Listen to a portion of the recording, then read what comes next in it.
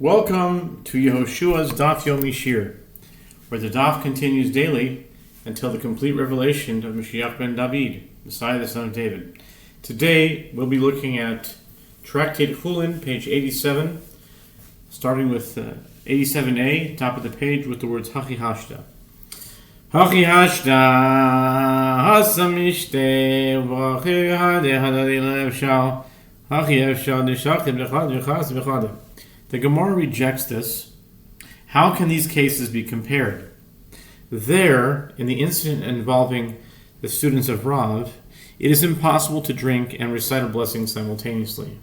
Accordingly, by requesting a cup over which to recite the blessing of grace after meals, they demonstrated their desire to cease drinking. Here, when one covers the blood of the undomesticated animal before slaughtering the bird,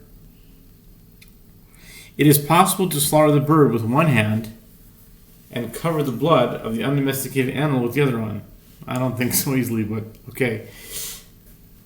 To slaughter a bird properly, I think you need concentration. You need both hands to do, I don't know, I mean, technically maybe, but okay. Anyway, accordingly, the act of covering the blood of the undomesticated animal is not considered an interruption of the acts of slaughter, since they could have been performed simultaneously.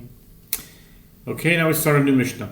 New Mishnah, Shachatu lekiso v'ravo achel, chayiv lechasois. Kiso v'nizgale patu lechasois. Kiso, in brackets, kisatu, haruach chayiv lechasois. The Mishnah says, if one slaughtered an undomesticated animal or bird and did not cover the blood, and another person saw the uncovered blood, the second person is obligated to cover the blood. If one covered the blood and it was uncovered, he is exempt from covering it again. If the wind blew earth on the blood and covered it, and it was consequently uncovered, he is obligated to cover the blood. Okay? Gemara, the Talmud says, Tanu Rabbanon, V'shofach v'chiso, mi sheshofach v'yichase. Shachav lekiso rau achel minayin shechayiv lechasois shenemar v'omar levnei Yisrael hazor lechol bnei Yisrael. The sages taught in a Braita, the verse states, and he shall pour out its blood and cover it with earth, Leviticus 17:13, indicating that the one who poured out its blood, meaning slaughtered the animal, shall cover it. If one slaughtered the animal or bird and did not cover the blood, and another person saw the uncovered blood, from where is it derived that the person who saw the blood is obligated to cover it? It is derived from the following verse, as it is stated, Therefore I said to the children of Israel, Leviticus 17:12, which is a warning to all the children of Israel to fulfill the mitzvah of covering the blood. Tanya idach v'shachar v'chisav b'meh sheshapach bo yichase shelo yichasenu beregel shelo yiyu mitzvos bezuyois olov. Tanya idach v'shachar v'chisav mi sheshapach hu yichasenu מעשה באחד ששחט וקודם חבר וחיסו וחייבו רבן גמליאל לתן לו עשר זהובי. It is taught in another Braita. The verse states, and he shall pour out its blood and cover it with earth, indicating that with that which he poured out the blood he shall cover it, meaning he must use his hand and he may not cover it with his foot, so that the mitzvot will not be contemptible to him. It is taught in a Braita, the verse states, and he shall pour out its blood and cover it with earth, indicating that the one who poured out the blood shall cover it. An incident occurred involving one who slaughtered an undomesticated animal or bird, and another individual preempted him and covered the blood, and Rabban Gamliel deemed him obligated to give 10 gold coins to the one who performed the act of slaughter. 10 gold coins? That's a lot.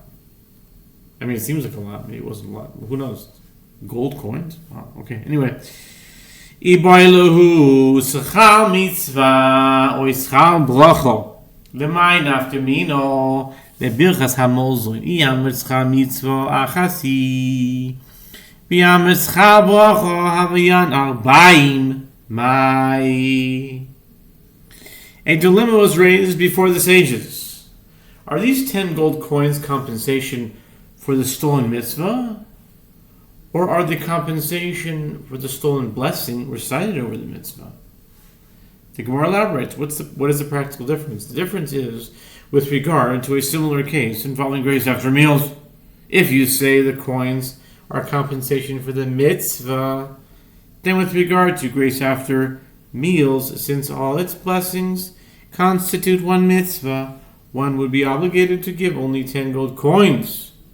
But if you say they are compensation for the lost blessing, then with regard to grace after meals, the compensation is 40 gold coins, since grace after meals comprises 4 blessings.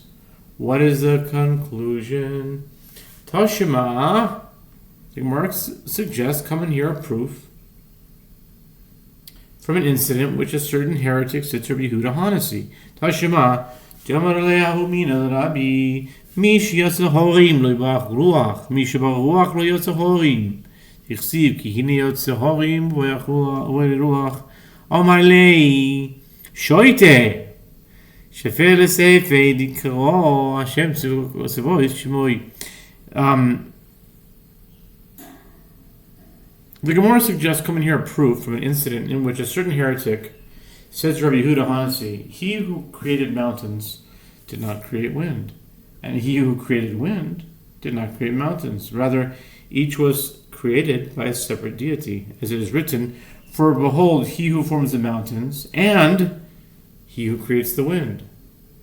Amos 4:13, indicating that there are 2 deities, one who forms the mountains, and one who creates the wind. Rabbi Yehuda Hanasi said to him, imbecile, go to the end of each verse, which states, the Lord of hosts is his name.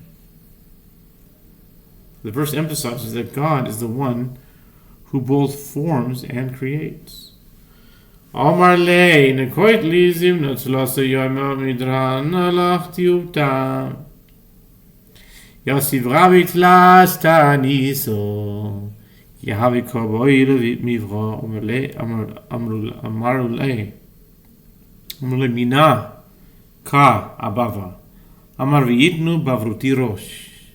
The heretic said to Rabbi Yehuda Hanasi, give me 3 days' time, and I will respond to you with a rebuttal of your claim.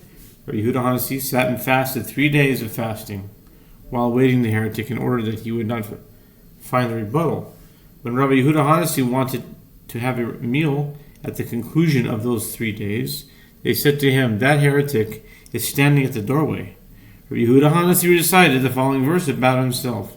They put gall into my food, and for my thirst they gave me vinegar to drink. Psalms 69:22, meaning my meal is embittered with the presence of this heretic. Vayitem bavruti rosh, they put gall into my food, and tzamai yashkuni chometz. Okay, Amar le Rabbi mevaser toiv oisani loch lo imotza tshuva oivecho venafal min agag v'meiz. Amar lo v'tzoincha shetisad etzli. Amar lo hen לאחר שאכלו ושתו אמר לו כוס של ברכה אתה שותה או 40 זהוב הנה אתה נוטל אמר לו כוס של ברכה אני שותה יצאתה בת קול ואמרה כוס של ברכה שווה 40 זהובים. When Rabbi Yehuda Hanasi came to the door and he saw that it was in fact a different heretic, not the one who asked for 3 days to prepare rebuttal, this heretic said to him, Rabbi, I am made bearer of good tidings for you. Your enemy did not find the response, and he threw himself from the roof and died. Rabbi Yehuda Hanasi said to the heretic, since you have brought me good tidings, would you like to dine with me? The heretic said to him, yes. After they ate and drank, Rabbi Yehuda Hanasi said to the heretic, would you like to drink the cup of blessing? Meaning the cup of wine over which the grace of meals is recited? Or would you like to take 40 gold coins instead, and I will recite the grace after meals? The heretic said to him, I will drink the cup of blessing. A divine voice emerged and said, the cup of blessing is worth 40 gold coins. Evidently, each one of the blessings in the grace after meals is worth 10 gold coins. Amar Rabbi Yitzchak, Adayin yesh lo yisra mishpacha, ben gedol le'roimi v'kol lo yisra mishpachas ger le'yonus. The Gemara adds, Rabbi Yitzchak says, that family of the heretic who dined with Rabbi Yehuda Hanasi still exists among the prominent families of Rome. And that family is called the family of Bar Luyanus. Kisau v'nigale. Amar le Ravacha b'derei b'rei Rove le Ravashi ma yishtomesh v'zavedo diomar mar hashev afilu mea pe'amim. The Mishnah teaches that if one covered the blood and it was then uncovered, he is not obligated to cover it again. Ravacha, son of Rava, says to Ravashi, what is different about this case from the mitzvah of returning a lost item, where the master said, the verse states with regard to the obligation to return a lost item, you shall return them to your brother, Deuteronomy 22 verse 1, even 100 times. Ravashi says, Ravacha, there in the verse discussing the obligation to return a lost item, there is a restriction is not written in the verse to limit the obligation. Here in the verse discussing the obligation to cover the blood, a restriction is written as the verse states, and he shall cover it. The usage of the term it indicates that one must cover the blood only one time. Kisau haruach, Amar Rabbi Bar Bar Chana, Amar Rabbi Yochanan, Lo yishanu ela shechazar v'nizgale, aval lo yichazar v'nizgale b'hatur minchasos, v'yichazar v'nizgale ma'yave. The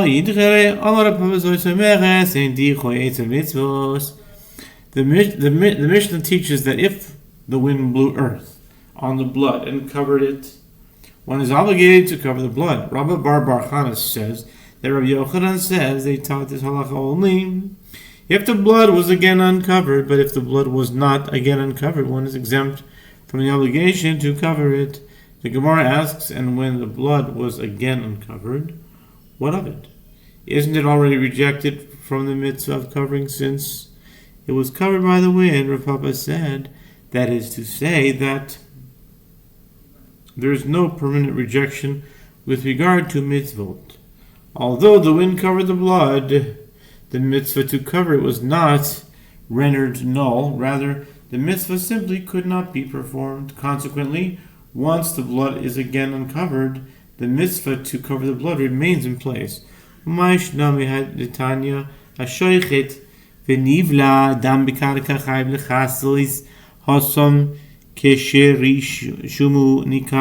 Gemara asks, but even if the wind covered the blood and remained covered, why is one exempt from performing the mitzvah of covering the blood? What is different about this case from that which is taught in Braita in a case where one slaughters an undomesticated animal or a bird and its blood is absorbed by the ground? One is obligated to cover the blood. The Gemara responds, there the Braita is referring to a case where the impression of the blood is still recognizable, meaning it was not entirely absorbed in the ground.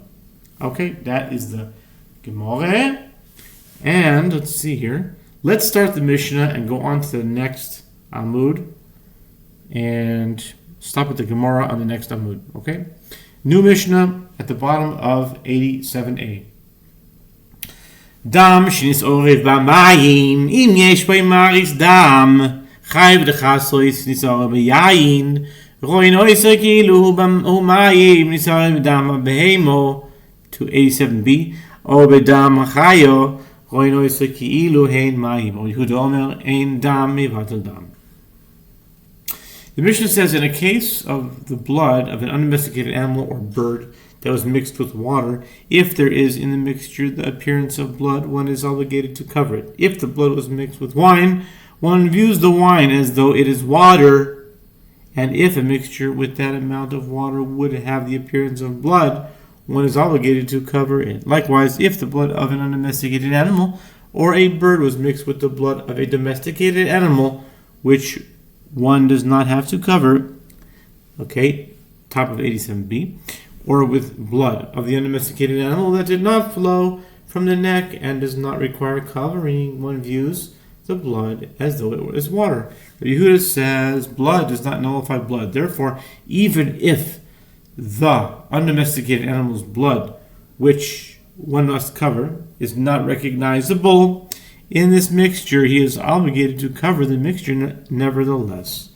Okay, and dam anitaz b'sha'al hasakin chayv l'chasos amri Yehuda im masai b'zman she'en sham dam elahu aval yesh sham dam shelohu patur min chasos. With regard to blood that spurts outside the pit, pit which the animal was slaughtered, or onto a wall, and blood that remained on the slaughtering knife, one is obligated to cover it. Rabbi Yehuda said, what is the halacha? When is this the halacha? When no blood remains there from the slaughter except that blood. But if blood remains there from the slaughter that is not that blood, he is exempt from covering it. That concludes the Mishnah, and we'll stop here.